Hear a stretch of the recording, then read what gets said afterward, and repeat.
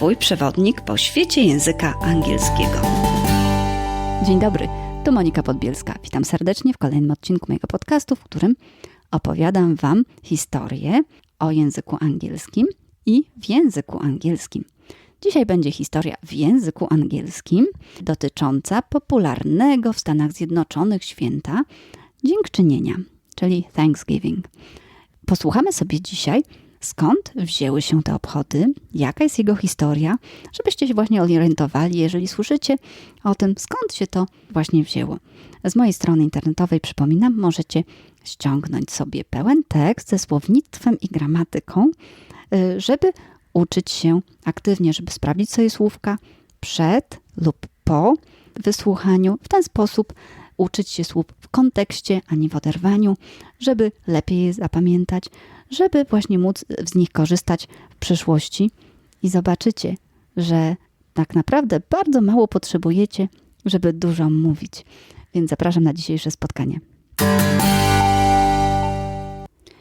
Thanksgiving and Black Friday. We have to say that Thanksgiving is more important than Christmas for people in the United States. America has written in its constitution the separation of church, which means religion, and state. And Christmas is a Christian holiday. The Thanksgiving holiday is a holiday that belongs to no one religion and is easily adopted by the millions of immigrant settlers to the U.S. of various religions. Also, the concept of gratitude for whatever one may be is a pretty universal one. What is more, this day is almost completely devoid of commercialization. There is no pressure to buy gifts, and the only expectation is to be around the loved ones and perhaps invite to one's table one or more strangers who might otherwise be alone that day. It is also the only day when America really stops. Let's take a look now at the origins of Thanksgiving. Over 300 years ago, a little ship, the Mayflower, sailed from Plymouth in England to Virginia in North America. The Mayflower had 102 passengers on board. They were a group of separatists, the so-called Puritans, who had broken up with the Church of England. They wanted to be able to worship God in their own way. Before they were able to do this, though, they had spent many years in exile in the Netherlands. And so, as soon as they could and got a plantation in South Virginia, they started making preparations to set out for the new world. They were rather poor themselves, and they had to borrow money from a group of loan sharks in London. Finally, the Pilgrims, as they called themselves, began their voyage in autumn of 1620. The tiny ship fought many storms, and strong winds blew the Mayflower northwards. After 64 days of rough voyage, the Pilgrims, instead of finding the warm coasts of south, saw the rocky coasts of Massachusetts. On December the 16th, the Mayflower arrived at a place already named Plymouth and decided to settle there. The Pilgrims built simple cabins and huts to shelter during the coming frosty winter. They had never experienced such a cold before and suffered greatly. Nor had they ever experienced such sickness and starvation. Only 50 immigrants out of original 102 survived that winter. Despite all the difficulties, the survivors didn't want to go back to England, and the Mayflower returned to her homeland with no pilgrims aboard. With the coming of spring of 1621, new hope filled their hearts. The settlers set to work. They built 11 houses, 7 for families and 4 for communal use. With the help of an Indian boy named Squanto, they learned how to plant corn and barley. In fact, Squanto had been kidnapped and aimed to be sold for slavery in Spain as a small boy. Fortunately enough, some monks saved him and taught him how to crop the land. He learned languages and the Christian faith. Thanks to the monks, he regained the trust to white people, but his desire to get back to his tribe never left him. He missed home and prayed to be able to return there. The monks helped him to fulfill his dream, but first Squanto went to England and worked for a businessman called Slaney. The company of this businessman wanted to explore the trading opportunities with the new land. Since Squanto had learned English and could speak it fluently, he was sent to America to work as an interpreter. In 1619, he was able to sail back directly home, but his heart was broken when he saw that plague had ravaged people of his tribe and everybody had died. He was the only one to have remained. He was accepted by the neighboring Wampanoag tribe, and when news came to him that a group of European settlers had set up the camp on the very site of his former village, he felt the urge to meet them. They were English pilgrims. He saw how they struggled to survive and how they prayed for hope. When he saw it, he wished to help them. With the blessing and consent of the chief of his new tribe of Wampanoag, he went to the pilgrims. At first, the settlers feared him, as they had heard of tensions with Indians. But when he started speaking in perfect English, the pilgrims were amazed and welcomed him in. In spring, Squanto taught the pilgrims what he had learned from his tribe as well as from the monks, how to crop and fertilize the land. He was also interpreting for them and helped to make peace with surrounding Indian tribes. Soon, Squanto lived with the pilgrims and in many ways became one of them. In this way, Squanto's broken heart healed just a little bit. And so, the white settlers made friends with Wampanoag Indians and even taught them to play games. Their fall harvest was a success, and the pilgrims could face the second winter with confidence. The first year of struggle in the new land had passed, and the brave settlers wanted to celebrate it with a real holiday.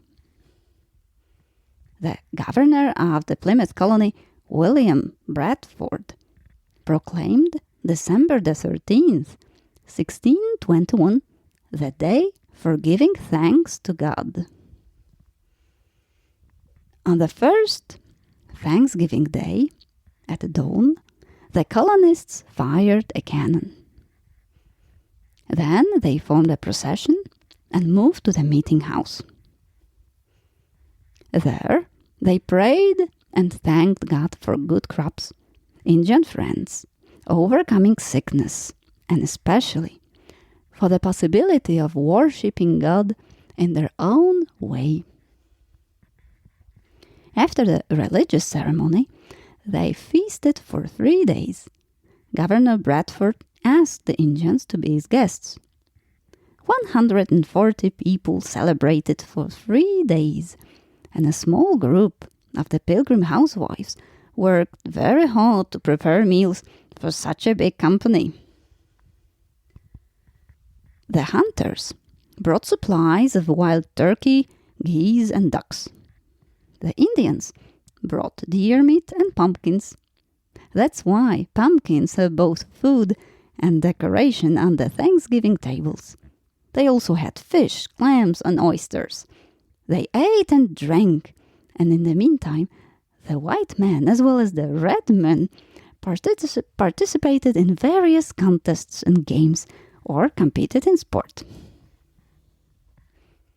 Although the pilgrims' discipline was not so strict on those 3 days, they did not forget about prayers to thank God for the last good year. The next year, however, was to be another sad experience for the colonists. Because of the lack of food, they did not have a Thanksgiving feast the next fall. But in fact, without Squanto's help, the pilgrims may not have survived the early time in the new land at all, and Squanto lived with them until his death. The following days of Thanksgiving were not held regularly. Finally, the Continental Congress established 8 days of Thanksgiving in the months of April, May, July, and December. General Washington proclaimed a Thanksgiving Day for the Continental Army on Thursday, December 18th, 1777. George Washington was elected the first President of the United States in April 1789. During his presidency, he announced a Thanksgiving Day twice, on November the 26th, 1789, and 6 years later. The next Thanksgiving Day was announced by President James Madison at the end of the War of 1812. President Abraham Lincoln was strongly suggested to make it a national holiday. In the result, the Thanksgiving Proclamation was announced by Lincoln on October the 3rd, 1863. President Lincoln proclaimed the last Thursday in November as Thanksgiving Day for the whole nation. Although the first Thanksgiving was celebrated more than 300 years ago, the intention and manner of celebration actually hasn't changed at all. This is a day of prayer and giving thanks. It is a strongly family holiday, with whole families getting together with the traditional roast turkey as the main course. Pumpkin pie symbols the Indians' gift to the first colonists. After dinner, there are traditional games and contests. So, the last Thursday in November is a happy holiday, but primarily it is time for giving thanks. In American culture, Thanksgiving is regarded as being the beginning of the fall-winter holiday season, along with Christmas and the New Year. Turkey has become the cornerstone of Thanksgiving dinner, probably because this flightless bird is native to Northern America. An estimated 50 million turkeys are devoured in the USA every Thanksgiving, according to research by the University of Illinois. But one turkey each year is ceremonially pardoned by the US president. This year, Donald Trump will spare his turkey as well. And there emerged also a relatively recent holiday tradition, which is Black Friday, falling on the day after Thanksgiving. On Black Friday, retailers slash the prices on thousands of products to signal the start of the Christmas gift-buying season. So get ready then and enjoy our Black Friday with all the fun. And now please listen to comprehension questions and try to answer them by yourselves. Number 1. How many passengers were there on the Mayflower ship? Number 2. Who were the Puritans? 3.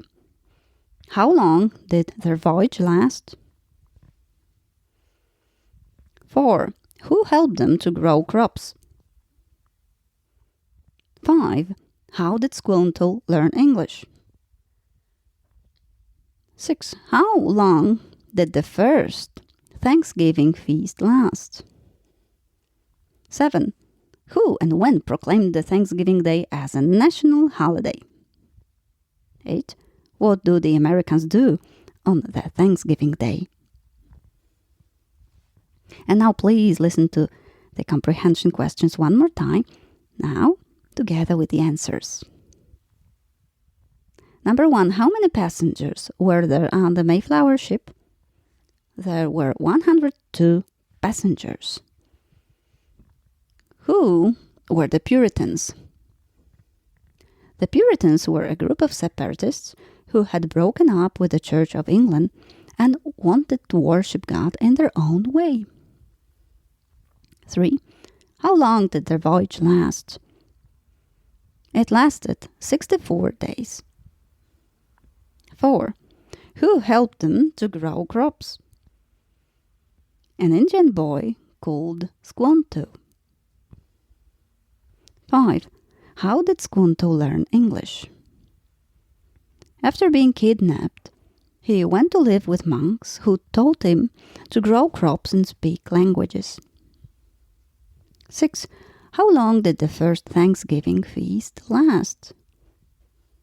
The first Thanksgiving lasted 3 days. 7. Who and when proclaimed the Thanksgiving Day as a national holiday? President Abraham Lincoln in 1863. 8. What do the Americans do on the Thanksgiving Day?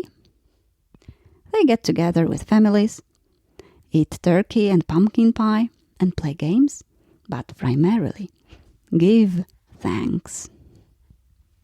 And I also want to give you thanks for listening to today's podcast and meeting. Please refer to my website at www.monikapodbielska.com, where you may get more materials and also today's text with vocabulary and grammar. And to be heard next time. Thank you and bye-bye.